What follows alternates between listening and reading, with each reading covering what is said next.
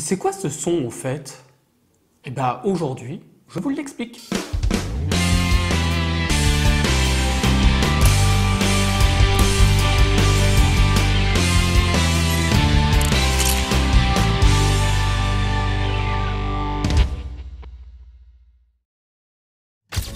Salut à tous et bienvenue sur la chaîne Soyons Objectifs.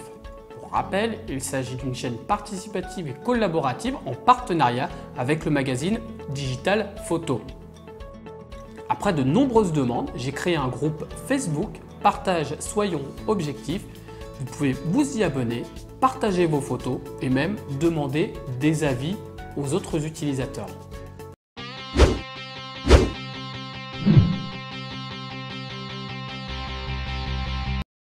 Vous avez déjà entendu ce son quand vous appuyez à mi-course sur le déclencheur. Aujourd'hui, je vous explique ce que ce son signifie et qu'est-ce qui se cache derrière. Cette vidéo vient donc en complément de la vidéo concernant les modes de mesure de lumière. Comme vous suivez assidûment les vidéos que je vous propose, vous savez qu'il convient de sortir du mode tout auto et d'utiliser les modes ouverture, vitesse, voire manuel, pour avoir la main sur l'exposition d'une photo. Nous avons vu qu'une bonne exposition est nécessaire pour avoir une photo qui soit réussie. Il y a également d'autres réglages qui participent à la réussite d'une photo. Un autre élément primordial est la mise au point, on appelle la map, autrement dit la netteté. Dans une précédente vidéo, je vous avais expliqué qu'en mode tout automatique, c'est votre appareil qui décide tout seul de l'endroit où sera faite la mise au point.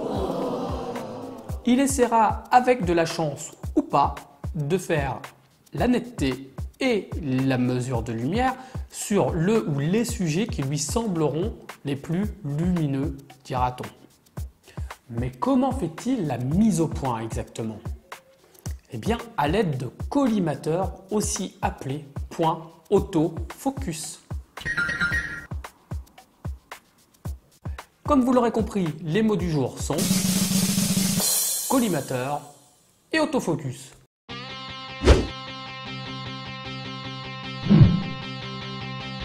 La mise au point manuelle.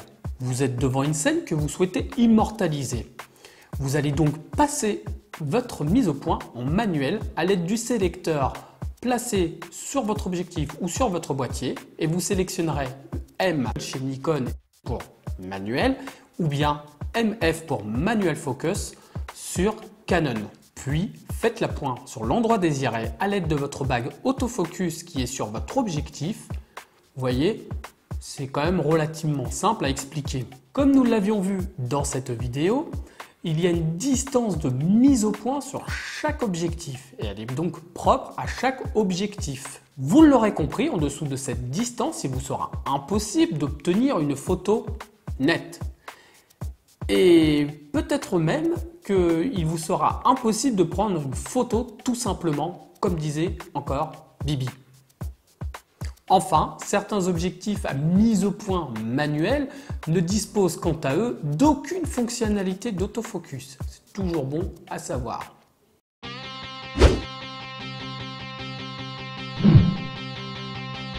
L'autofocus ponctuel.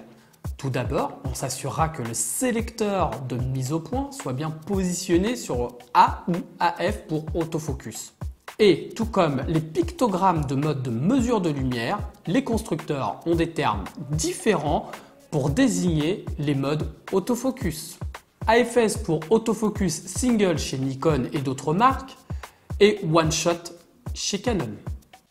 La mise au point se fait lorsque vous appuyez à mi-course sur le déclencheur, le ou les collimateurs s'activent et un bip se fait entendre. Il sera utile dans les situations où le sujet bouge peu ou pas, comme par exemple des paysages, des portraits ou de la macro. Et il faudra refaire la mise au point à chaque fois que le sujet s'est déplacé.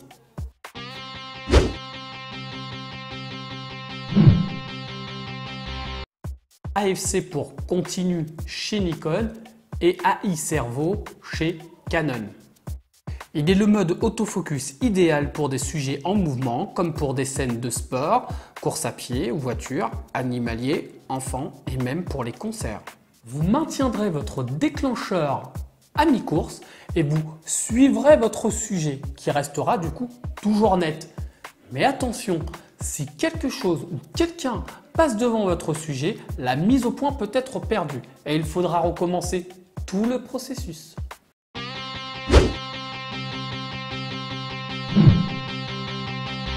AFA pour autofocus automatique chez Nikon et AI Focus pour Auto Intelligent Focus chez Canon. En mode AF automatique, c'est l'appareil qui décide lui-même de choisir entre les deux modes vus précédemment. D'ailleurs, il vous en alertera même pas. Dans ce mode, tous les collimateurs sont actifs. Et lorsque vous appuyez à mi-course, vous entendez un bip et donc tous les collimateurs deviennent rouges. Alors, pas parce qu'il est en colère ou qu'il y a un problème, c'est juste pour vous indiquer à quel endroit il a fait la mesure de lumière et la mise au point. Et donc, il l'a fait à l'endroit qu'il pense être le meilleur. Alors, on peut imaginer que c'est l'idéal et c'est peut-être vrai pour les débutants, mais personnellement, je le trouve toujours un petit peu lent sur les sujets en mouvement. C'est peut-être une idée que je me fais. D'ailleurs, expliquez-moi, vous, de votre côté, si vous avez déjà vu ou quel mode vous utilisez.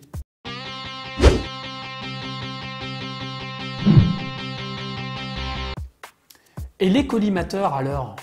Eh bien, les collimateurs, ce sont des points de repère qui apparaissent sous forme de petits points ou de carrés dans votre visée ou sur votre écran lorsque vous appuyez à mi-course sur votre déclencheur.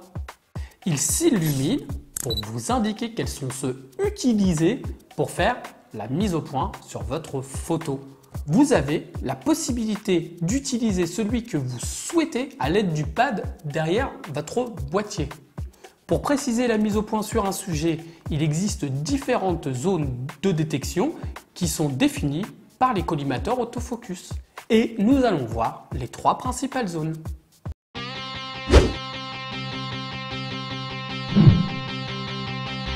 Le mode par défaut et le plus contraignant, c'est la sélection automatique. En effet, il se charge de détecter automatiquement le sujet et choisit ses collimateurs. C'est pour ça qu'en mode automatique, il fait souvent la mise au point à côté. Donc, à proscrire, c'est quand même vous le photographe et c'est vous qui savez ce que vous voulez photographier.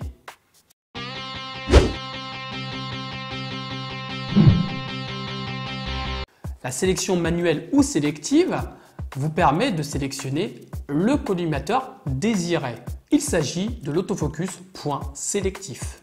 C'est le mode le plus simple. En effet, il utilisera un seul collimateur pour faire la mise au point et l'exposition. Vous pouvez le déplacer à l'aide du pad à l'arrière de votre boîtier. Il sera utile pour les sujets fixes et donc complémentaire au mode AFS.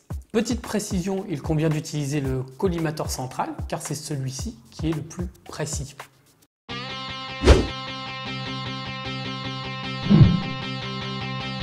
La sélection AF zone dynamique ou zone AF étendue.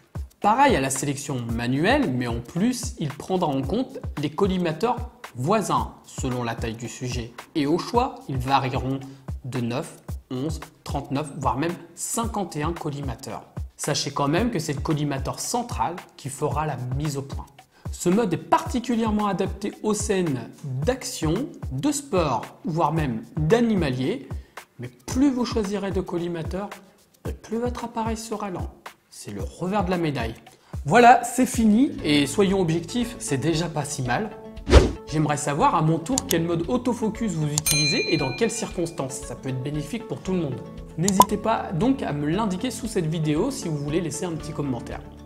N'oubliez pas que la netteté d'une photo est un sujet vaste et que seule la mise au point ne suffit pas.